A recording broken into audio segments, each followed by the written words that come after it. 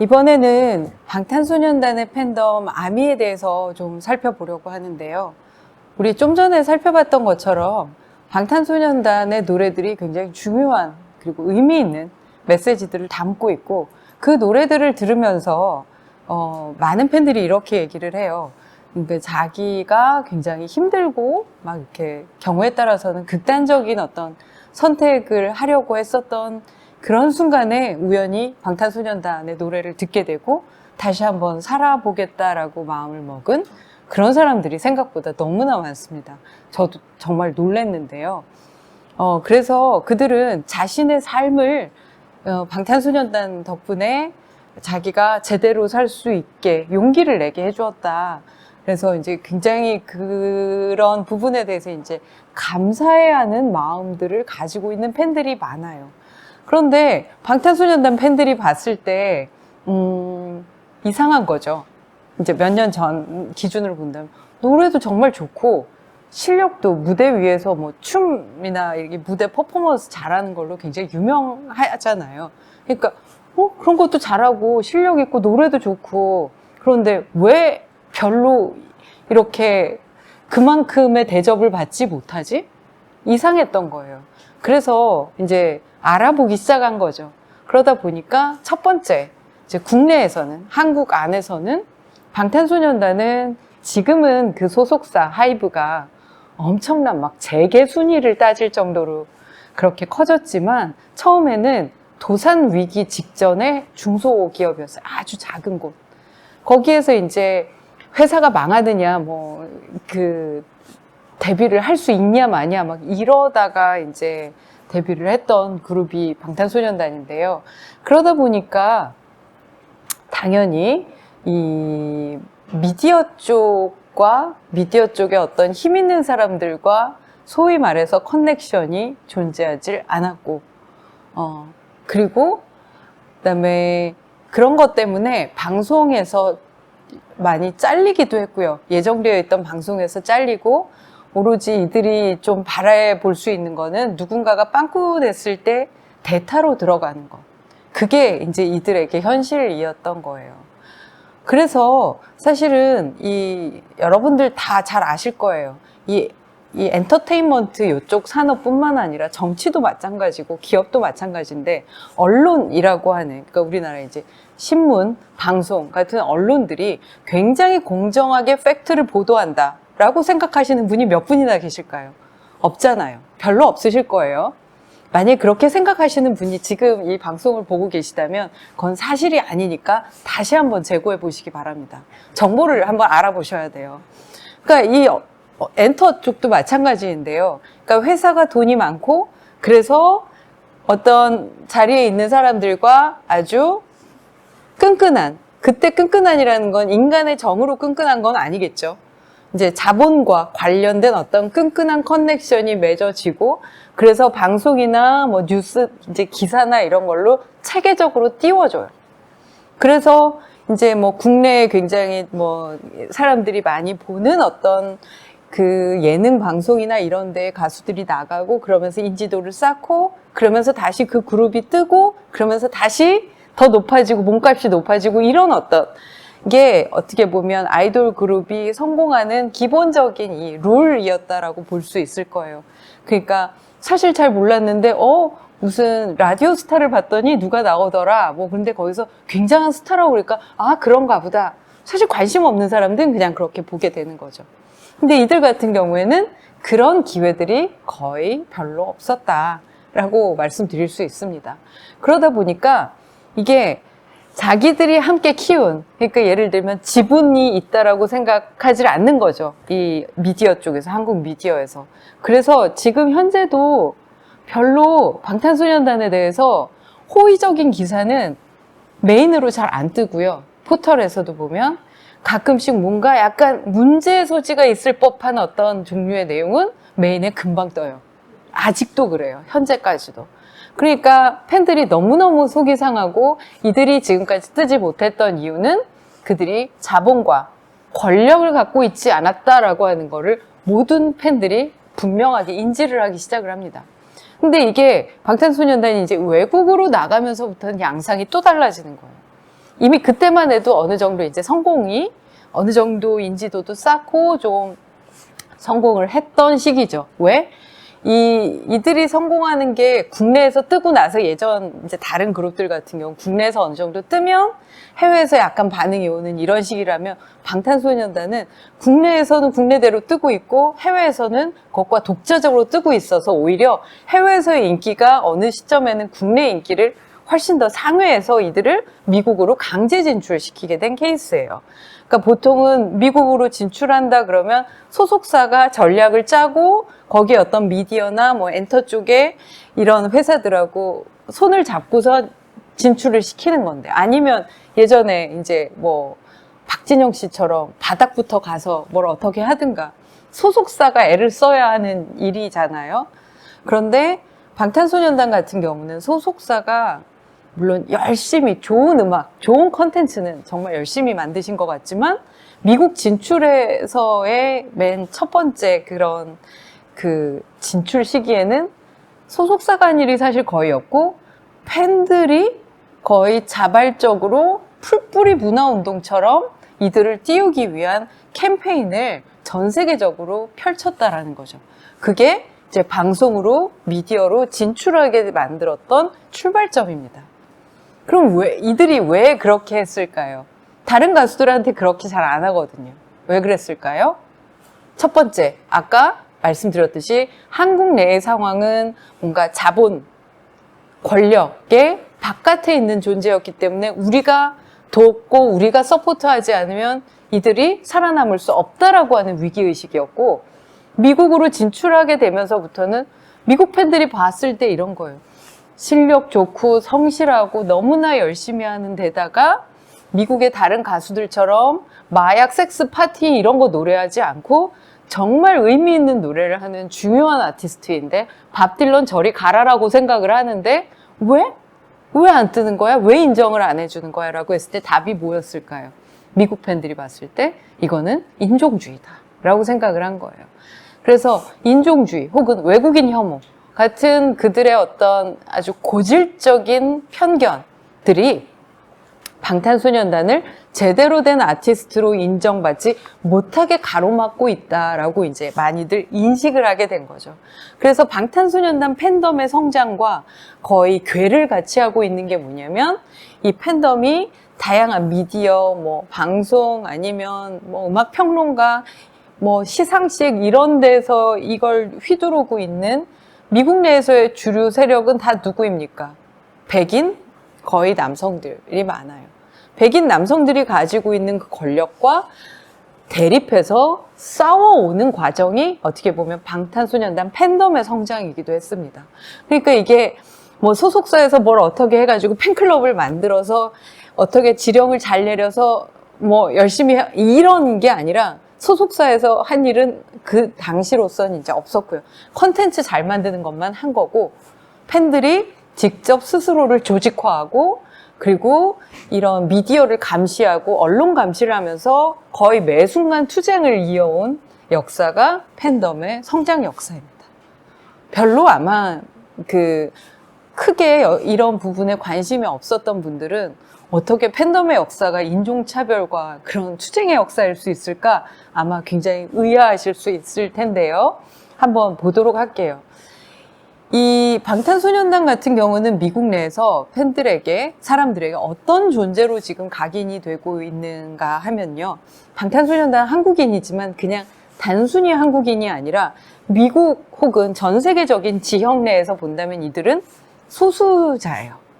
그러니까 우리나라가 경제적으로는 굉장히 많이 선진국 쪽으로 왔지만 그럼에도 불구하고 전 세계적으로 봤을 때 얼마 전까지만 해도 문화적으로 굉장히 큰 영향을 미치는 나라 아니었어요. 솔직히 제가 한 2010년대 중반쯤에 몇 년을 외국에 있었는데 그때 저를 만나면 너 어디서 왔어? 그래서 한국 그러면 남한, 북한 그러고 물어요. 여러분들은 되게 어이가 없네? 라는 생각이 드실 거예요. 어떻게 북한을 물어? 당연히 남한이지라고 생각하시겠지만 그만큼 알려져 있질 않은 거죠. 그래서 남한 그러면 아 그렇구나. 그러고 나서 할 말이 없으니까 싸이 얘기를 하거나 아니면 삼성 얘기를 했어요. 아니면 김정은은 왜 그래? 그걸 내가 어떻게 알아? 뭐 이제 이런 어이없는 대화가 이어가다가 한국에서 왔다라는 게 그 사람들에겐 전혀 매력적이거나 궁금한 사안이 아니었던 거죠. 2010년대 중반만 해도요. 그런데 지금은 상황이 굉장히 많이 바뀌게 된 거예요. 누구 때문에? 방탄소년단, 그리고 봉준호 감독, 뭐 윤여정 배우님, 이런, 그 다음에 한국 드라마들의 엄청난 약진, 이런 것들이 한국이라는 나라에 대한 인지도 자체를 완전히 지금 바꿔가고 있는데요.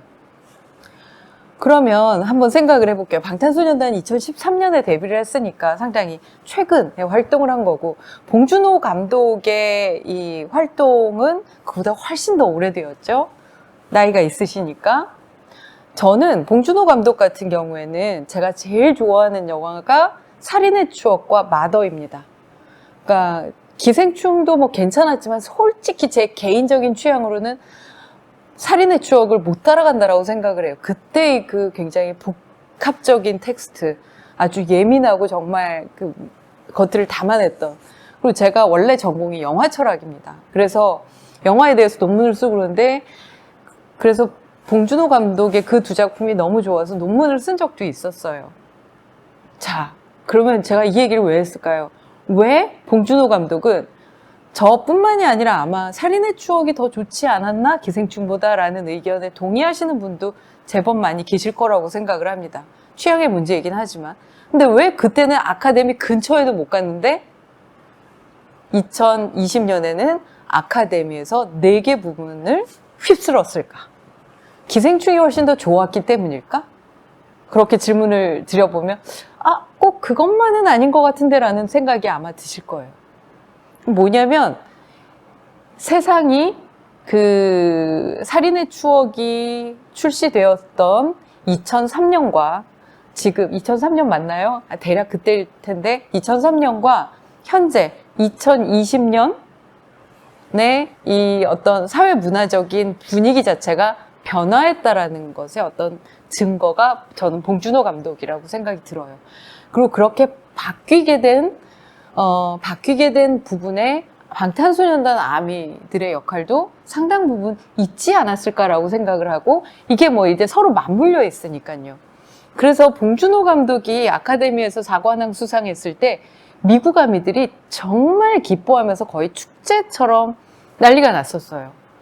봉준호 감독을 특히 좋아해서가 아니라 이들이 그토록 외쳤던 거, 방탄소년단 노래를 라디오에 신청했을 때 이들이 들어야 했던 얘기는 뭐냐면, 그 한국말 같은 걸로 한 걸 누가 들어? 제대로 된 음악 신청해.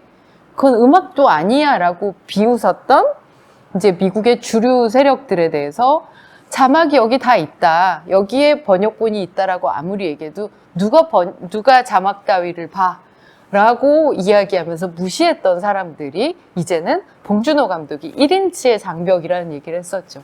그 1인치, 자막이 아래에 있는 그 1인치 정도의 이 간격만 넘어서게 되면 우리에게 너무나 많은 다양한 영화들이 주어질 수 있는데, 미국인들이 사실 그 장벽을 넘지 않고 있었던 거죠.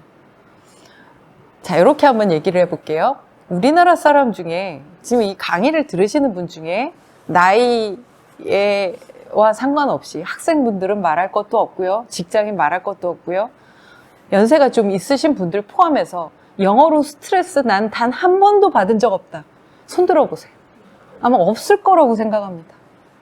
무슨 직종에 있건, 심지어 그냥 일을 하지 않고 여행만 다니시는 분이라고 해도 영어를 몇 마디 정도는 할 줄 알아야 여행이라도 편하게 다닌다라고 생각하실 거예요. 저도 영어 때문에 스트레스 받고 영어 공부에 투자한 시간과 돈 생각하면 나는 왜 영어권에서 태어나지 않아서 라는 소리가 한편으로 절로 들 정도예요. 학생들은 말할 것도 없을 거예요. 어릴 때부터 정말 뭐 예전에 그 굉장히 끔찍한 괴소문들이 있었잖아요. 강남의 어떤 부모들이 발음 좋게 해준다고 이 혀 밑을 자르는 수술을 한다더라. 그게 그럴 수도 있겠어 라고 그냥 괴소문이 아니라 정말 신빙성을 가진 이야기로 들리는 이유를 아마 모두 다 알고 계실 거예요. 영어를 예전에는 제가 어렸을 때만 해도 영어를 잘하면 먹고 산다, 라고 얘기를 했어요. 그런데 지금은 영어를 못하면 사람 구실을 못한다라고 바뀌었다고 그래요. 영어를 잘한다고 먹고 살 수 있는 게 아니라 그건 기본이고 영어도 못하면 사람 구실도 못한다고 바뀌었다는 거예요. 그러니까 우리는 분명히 한국 사람이고 한국말을 쓰지만 영어라고 하는 게 전 세계를 지배하고 있는 언어라고 하는 것에 대해서 이의를 제기할 수 있는 사람은 없을 거예요. 그런데 전 세계에서 가장 많은 사람이 사용하느냐? 절대 아닙니다. 만약에 그런 숫자로 한다면 전 세계 공용어는 중국어가 되어야 해요. 그런데 중국어가 공용어 될 거다라고 생각하는 사람은 아무도 없으실 거예요. 그게 바로 권력입니다.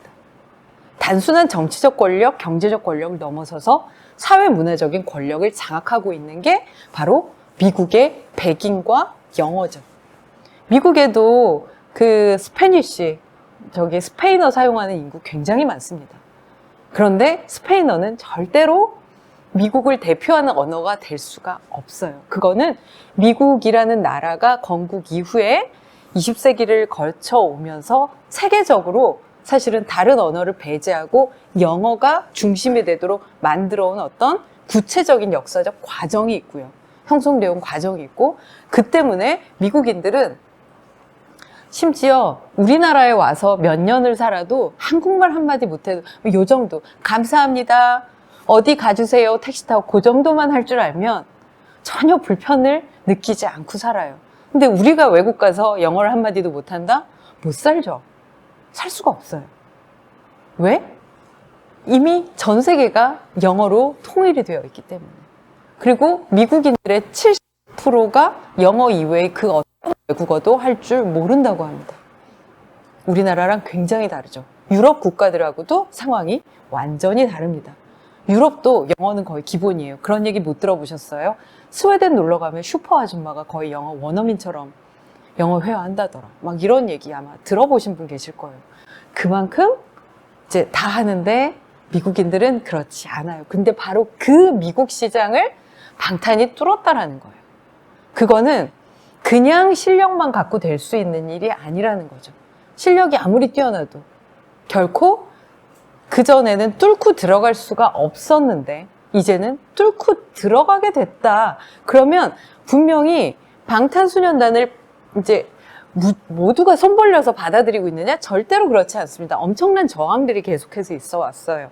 그런데 사람들이 점점점 바뀌기 시작한 사람들이, 즉 인종 문제라든가 아니면 영어 중심주의 같은 것들에 대해서 인식이 달라진 사람들이 점차 생겨나기 시작을 했고, 그게 방탄소년단 팬덤에 확장하고 직접적인 인과관계가 있다라고 제가 조사를 해본 건 아니기 때문에 말씀드릴 수는 없지만 분명히 어떤 연관관계는 있다 정도는 말씀드릴 수 있을 것 같아요. 무엇가 선우냐? 그거는 따지기가 힘들지만요. 그래서 몇 가지 이제 사례를 좀 보여드리도록 할게요. 아까 방탄소년단에 대한 소개 영상을 얘기를 하면서 2018년 빌보드 뮤직 어워드에서의 그 공연 장면을 보여드렸었는데요. 그때 엄청난 숫자의 아미들이 거기 와서 이제 막 소리를 지르고 있었고, 근데 그걸 보면서 울었던 팬들이 굉장히 많았다고 합니다. 저는 뭐 그때 울지는 않았는데요. 와, 감격하면서 봤지 울지는 않았어요. 근데 왜 그렇게 울음을 터뜨렸는가? 그런 이제 리액션 영상들을 많이 볼 수 있는데, 이를테면 이런 거예요. 미국이라는 사회가 다양성을 기반으로 만들어진 사회이지만 사실 그 사회가 돌아가는 방식은 전혀 다양성을 존중하는 방식으로 돌아가지 않는다라는 것에 기인해요. 그러니까 결코 이 다양성들이 고루고루 존중받고 고루고루 리프리젠테이션 되는 그런 사회가 아니라는 거죠. 그래서 예를 들면 제가 봤던 사연 중에 하나는 미국에 있는 원주민, 그러니까 인디언 원주민이죠. 그러니까 보호구역 같은 데로 이제 밀려나서, 원래 자기 땅이었는데 이제 밀려나서 사는 분들이죠. 그 중에 이제 한 아미가 보고서 나는 한국인이 아니지만 방탄소년단이 빌보드에서 무대하는 걸 보고 너무너무 가슴이 벅차고 뿌듯하다. 왜? 그들은 단순히 한국인만을 대표하는 것이 아니라 그리고 또 사실 굳이 한국인의 대표, 무슨 국가대표처럼 나간 것도 아니에요. 근데 어쩔 수 없이 대표성을 띠기는 하지만은요, 한국인이기만 한 게 아니라 우리처럼 미국의 언론에서, 미디어에서 제대로 재현되지 못하는 모든 소수자들, 소수민족들을 대표하고 있다라고 느끼는 거예요. 그러니까 아메리칸 인디언 원주민이 방탄소년단이 나오는 걸 보면서 마치 자기네 부족이 리프레젠테이션 되는 것처럼 그 감격을 해서 이제 눈물을 흘리는 일들이 굉장히 많았다는 거죠. 특히 아시아계, 미국에 살고 있는 아시아계 미국인들 같은 경우에 그 감동은 한국에만 살고 있는 우리로서는 짐작하기 힘든 종류의 어떤 그 감동과 의미를 가지고 있다라는 이야기를 많이 합니다. 더더군다나 방탄소년단 같은 경우는 여기 지금 링크들을 이렇게 알려드리는데요. 이 링크들을 들어가서 보시면 정말 한국의 전통 문화 혹은 뭐 전통 음악, 전통 의상, 전통 악기 뭐 이런 것들을 굉장히 많이 활용해서 자신들의 어떤 소수자성, 소수성이라고 하는 걸 더 적극적으로 드러내고 있기도 해요. 그러니까 이런 것들을 보면서 굉장히 많이들 이제 그 감개무량함을 느끼는 그 소수 민족들이 많이 있다라는 거죠. 그래서 굉장히 재미난 미국 내에서의 변화를 몇 개 보여드리도록 하겠습니다. 이게 Crazy Rich Asians라고 하는 영화예요. 2018년에 미국에 개봉됐던 영화고 박스 오피스에서 성적이 상당히 좋았던 영화라고 알고 있습니다. 저는 사실 보지는 못했어요. 솔직히 말씀드리면. 왜 안 봤냐면요. 그러니까 이 영화 같은 경우에 저기 남자 주인공이 굉장히 부잣집에 이제 그 약간 우리나라식으로 얘기하면 재벌 2세? 약간 그런 분위기고요. 굉장히 잘생기고 돈도 많고 막 똑똑하고 막 다 가진 남자인데 이 남자가 사랑하게 된 여자가 가난한 집에 그런 자존심 강한 어디서 굉장히 많이 들어본 구도 아닙니까? 우리나라 드라마 뭐 트렌디 드라마든 아니면 막장 드라마든 모두를 아우르는 그 실장님 캐릭터가 이제 떠오르는 그런 이제 구도예요. 그래서 내용이 둘이 사랑해서 결혼하려고 했더니 이 남자 집에서 저 없는 집 여자를 그냥 받아들이기 싫다 뭐 이래가지고 막 갈등이 생기고 막 싸우고 그러다가 뭐 헤어지느니 마느니 하다가 이제 결혼에 꼴이 난다 뭐 이런 얘기를 하고 해요. 그래서 듣는 순간 아 내가 볼 필요는 없겠구나라고 생각하고 안 봤어요. 그런 얘기 별로 재미없어 하거든요. 그런데 제가 왜 이 영화 얘기를 할까요? 이게 의미가 있었던 이유는요. 그 미국 내 그 아시아계한테 엄청난 의미가 있었던 영화였는데 그 이유는 내용이 정말 예술적으로 훌륭하고 교훈을 주는 내용이어서가 아니라 그것과 상관없이 여기에 보면 거의 모든 주요 등장인물이 다 아시아계예요. 중국계, 미국인들인데 이들이 잘생기기도 하고 예쁘기도 하고 부자이기도 하고 똑똑하기도 하고 사랑도 하고 싸우고 이별도 하는 그런 존재라서랍니다. 이게 뭔 소리야 싶으시죠? 너무 당연한 거 아니야? 라고 생각을 하실 텐데 지금까지 미국 내에서 아시아계의 이민자들이 사람으로 제대로 충분히 다루어진 적이 없었다라는 거죠. 이쁘고 잘생기고 싸우고 사랑하고 이건 사람이 사람으로서 할 수 있는 굉장히 보편적인 어떤 특성들을 얘기한 건데 그거 자체가 미디어에 제대로 재현된 적이 없었다라는 거예요. 그래서 아시아 사람도 사람이다라는 걸 보여주는 영화라는 거예요. 그래서 이 영화를 막 아시아계 그 미국인들이 막 집단으로 관람하기도 하고 뭐 영혼을 보낸다 막 그러죠. 표 사고 바쁘면 못 가기도 하고 그래도 표는 사고 막 이제 이런 식으로 지지를 했었던 영화라고 이제 들었습니다. 그 얘기는 지금까지 아시아계 그러면 전형적인 어떤 방식 여러분들도 이렇게 바꿔서 생각해 보시면 아실 거예요. 저는 드라마를 굉장히 좋아해서 드라마를 되게 많이 보는데 국적을 가리지 않고 드라마를 많이 봅니다. 그래서 미드 같은 걸 굉장히 많이 봐왔어요. 오랫동안. 근데 미드를 계속 보다 보면 어떤 편견이 생기는지 혹시 아세요? 흑인들을 보면 일단 무서워요. 마약은 기본적으로 소지하고 있을 것 같고 깽단일 것 같고 왜?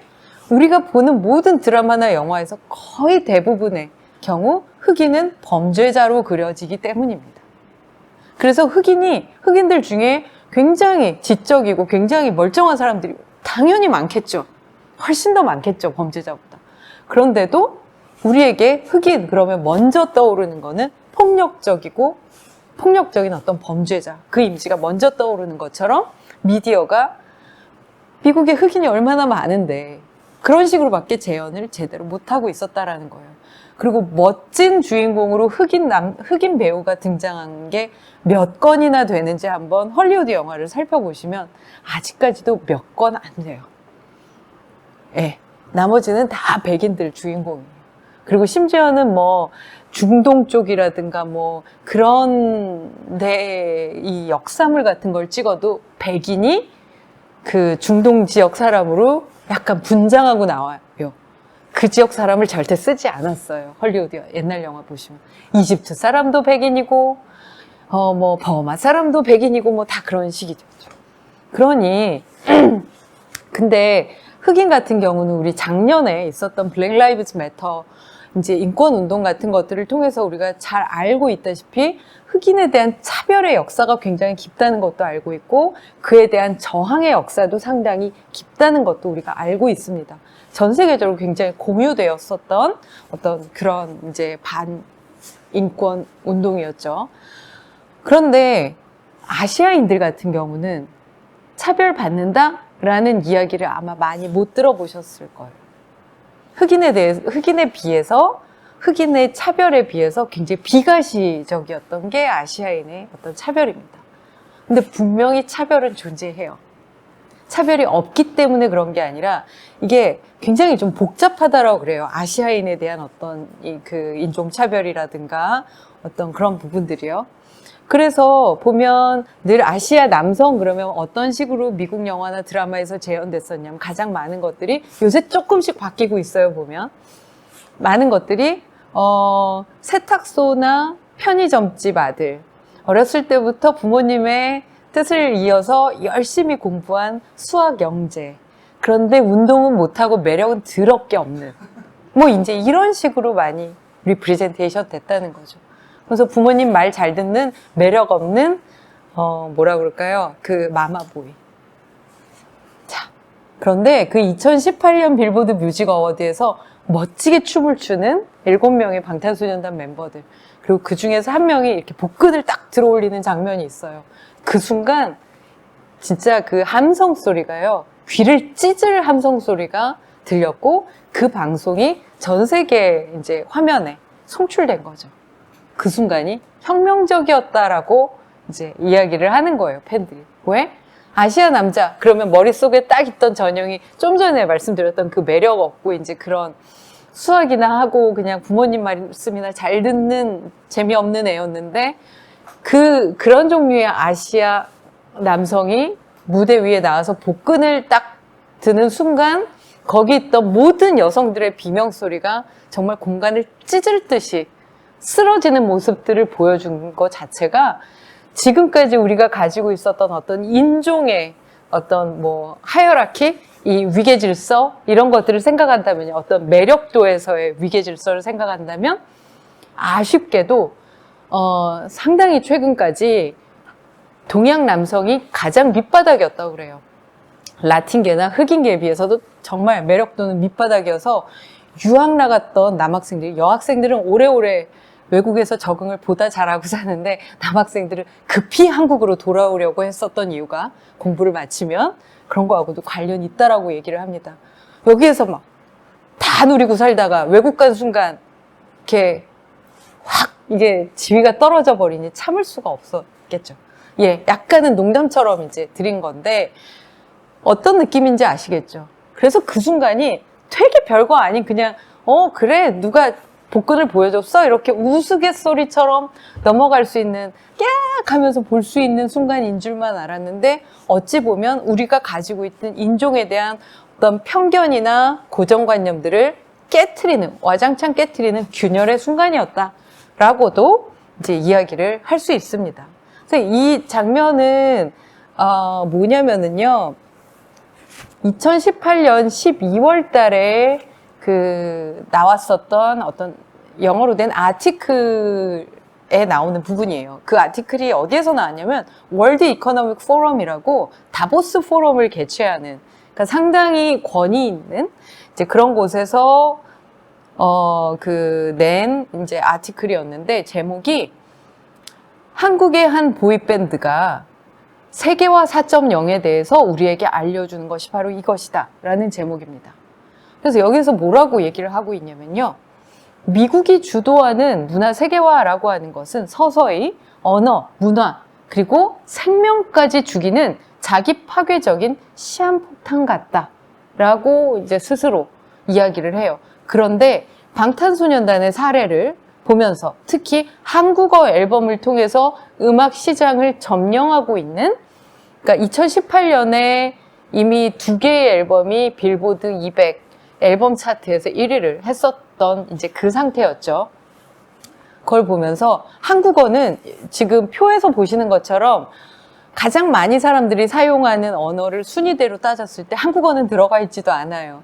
그런데 그런 한국어가 진짜 마이너, 마이너한 한국어를, 음반을 가지고 미국 시장을 뚫었다라고 하는 것이 이토록 한 방향으로 정말 이 미국 일변도의 어떤 글로벌라이제이션의 흐름에 역행을, 딱 그 흐름을 꺾는 그런 어떤 굉장히 중요한 순간이었다라고 이제 진단을 하고 있습니다.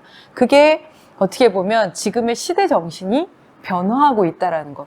지금까지처럼 미국 중심으로, 백인 중심으로, 영어 중심만으로 세계가 세계화되어 가는 건 전혀 바람직한 흐름이 아니며, 사람들이 그거에 대해서 이제 반대하고 이래서는 안 된다라고 하는 어떤 공감대가 조금씩 형성되기 시작하던 그런 시기와 방탄소년단이 미국 내에서 주르르 점점점 들어가는 시기가 지금 맞아떨어지고 있다는 거죠. 그리고 방탄소년단이 사실은 좀 뚫어놓은 어떤 미국 대중문화 시장에 봉준호 감독도 물론 작품이 훌륭한 건 뭐 말할 것도 없는데요. 작품 훌륭하지 않으면 그건 뭐 어떤 딴 방법이 없어요. 꼼수로 될 수 있는 게 아니니까. 그거는 당연한 거지만 왜 그보다 제 개인적인 입장에서는 더 훌륭한 살인의 추억으로 근처도 못 가봤던 곳에서 사관왕을 할 수 있었는지를 우리가 조금은 이해할 수 있지 않나라고 생각이 듭니다. 그래서 특히 2020년 같은 경우는 블랙 라이브즈 매터라고 하는 정말 전 세계적으로 많은 사람들이 동참했었던 그런 이제 그 운동이 펼쳐지기도 했었죠. 여전히 흑인이 경찰의 공권력에 의해서 죽임을 당하고 있는 그 미국 속에서 과연 어떻게 그 세상은, 그런 종류의 세상은 이제 좀 바꿔야 되지 않겠는가라고 하는 문제의식. 그래서 제가 이제 아미가 되고 나서 다시 만나게 된 이제 친구가 있는데요. 원래 실제 현실에서 알던 친구인데 아미가 되고 나서 다시 만나서 봤더니 세상에 그 친구도 아미가 되어 있는, 그래서 같이 줌으로 열심히 방탄소년단 얘기를, 수다를 떠는 친구가 하나가 있는데, 그 친구는 중국계 미국인이에요. 근데 뭐라고 얘기를 하냐면 이제 브랜딩 마케팅에서 일하는 친구거든요. 지금은 각각의 회사들이 정말 실제로 다원성, 소수성, 다양성, 소수성 이런 것들을 지키느냐 안 지키느냐와 상관없이 최소한 말이라도, 회사의 어떤 모토라도 이런 소수성이나 다양성을 존중하는 거를 깔고 이 마케팅이나 브랜딩을 해야 된다라는 거예요. 그게 안 들어가면 사실 법적으로도 문제가 될 수 있을 만한.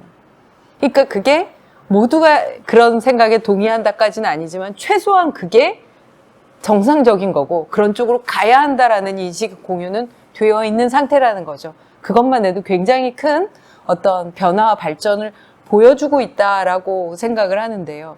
그렇다면 그것과 이제 맞닿아서 생각을 할 수 있는 게, 미국인들은 사실 영어 이외의 다른 언어는 별로 언어라고 생각하지 않는 것 같아요. 한국어 이거 언어도 아닌 거예요. 우리가 듣기에는 되게 황당하죠. 아니, 니네 말도 우리한테는 외국어인데 왜 니네는 그래? 왜냐하면 자기네가 이 세상의 주인이라고 생각하기 때문이에요. 그래서 영어라는 건 단순히 어떤 의사소통의 수단으로서의 외국어가 아니라 영어를 사용하는 사람이다라고 하는 거는 지금 우리가 살고 있는 이 세계에서 굉장히 주도적인 권력을 가지고 있는 어떤 존재다라는 말하고 그렇게 다른 의미가 아니라는 거죠. 자, 요 장면을 한번 보시겠습니다.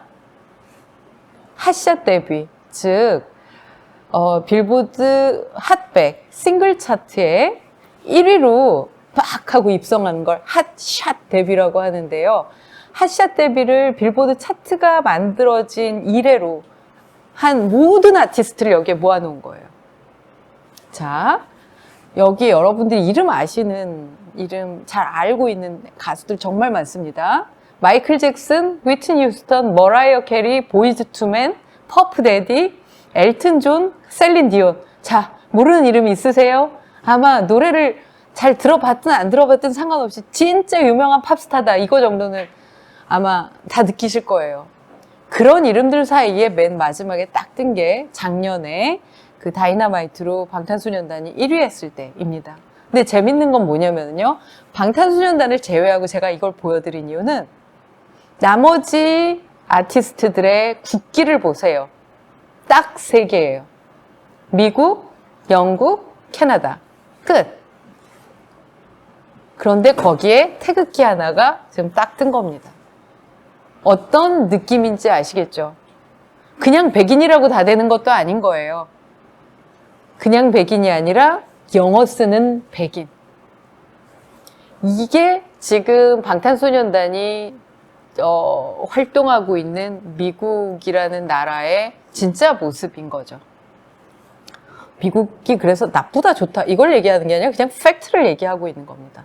그래서 사실 미나리나 기생충 같은 경우도 사실 이런 분위기에서 이게 지금 하나씩 깨지고 있다는 거예요. 언어적인 위계, 인종적인 위계가 이전과는 여전히 존재하고 있지만 이전과는 아주 동일한 방식으로 동일한 권력을 유지하면서 그 막강한 힘을 발휘하는 것에 대해 반대하는, 그것은 좀 지양해야 되지 않겠나라고 하는 그 흐름들이 점차 지금 확대되어 가고 있는, 하지만 매 순간은 쉬운 순간은 하나도 없는 것 같아요. 하지만 그런 어떤 그 대중적인 합의들이 조금씩 이루어져 가고 있는 상황이다라고 말씀드릴 수 있을 것 같아요.